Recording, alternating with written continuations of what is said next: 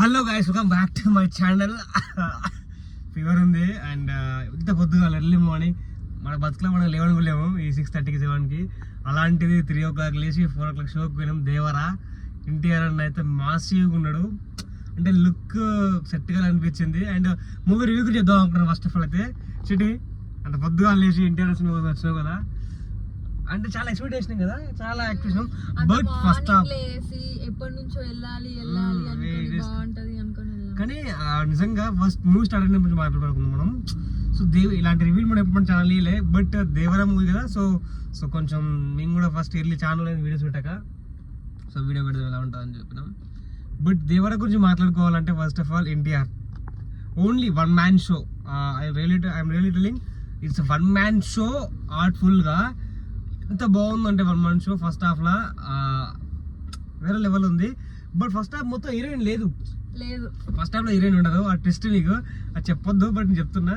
అంటే కథ ఎలా ఉందంటే first half Anirudh music, NTR అన్న యాక్టింగ్ ఓ లెవెల్, వేరే లెవెల్ ఉంది. సెకండ్ హాఫ్కి వచ్చే వరకు అది మిస్ అయిందనే ఒక క్లారిటీ వచ్చింది నాకు. ఆ ఫ్లేవర్ మిస్ అయింది. అండ్ డల్లెస్ అనేది స్క్రీన్ ప్లే కానీ డల్లెస్ అనేది చాలా బోరింగ్గా స్టార్ట్ అయింది సెకండ్ హాఫ్ అయితే. ఇలా చెప్పొద్దు, వాళ్ళు చాలా కష్టపడి ఉంటారు సినిమా కోసం అయితే. బట్ నాకు అనిపించింది, అది మీకు ఎలా అనిపించిందో మీరు చేయండి. సో నేనైతే ఒక సినిమాని చెప్తున్నా, ఐ లైక్ అందరికంటే ఇష్టం నాకు. అందరికీ సినిమాలు వస్తాయి రెగ్యులర్గా, మీ అందరికి తెలుసు. సో నిజంగా చెప్పాలంటే ఫస్ట్ హాఫ్లో ఉన్న హై సెకండ్ హాఫ్లో లేదు, అస్సలు లేదు. అండ్ నేను ఫ్లోగా ఎక్స్పెక్టేషన్ ఏంటంటే సినిమా చాలా బాగుందని చెప్పేసి నా ఫ్రెండ్స్ చెప్పి చాలామంది, అంటే ఇంటి యాక్టర్ ఫ్యాన్ ఉంటారు వాళ్ళు చెప్పిలు. నాకు ఇంటి ఇష్టమే. అండ్ అన్నది సాంగ్ గిలిగిలే సాంగ్ ఉంటుంది, డ్యాన్స్ ఎక్స్పెక్ట్ చేసిన ఆ సాంగ్ లేదు, ఆ సాంగ్ మిస్ అయినా. అండ్ సెకండ్ పార్ట్ దీనికోసం చూడాలి, నాకు అర్థం కాలేదు అసలు. అంటే ఇప్పుడు సైఫ్ అలీ ఖాన్ చంపలేదు, ఓకే చంపలేందుకు చూడాలి అంతేనా? అదేనా ఇంకా రీజన్ ఉందా అంటే ఇంకొక ట్విస్ట్ ఉంది, ఆ ట్విస్ట్ చెప్తే ఇంకా తిడతారు అనుకుంటున్నాను. ఆ ట్విస్ట్ ఉంది, నాకు పెద్ద ట్విస్ట్ కాదు, అంత ట్విస్ట్ కాదు అది. దేవరా వై వాస్ 2 ఎందుకు చూడాలి దేవరా పార్ట్ 2ను? డౌట్ అయితే వచ్చింది.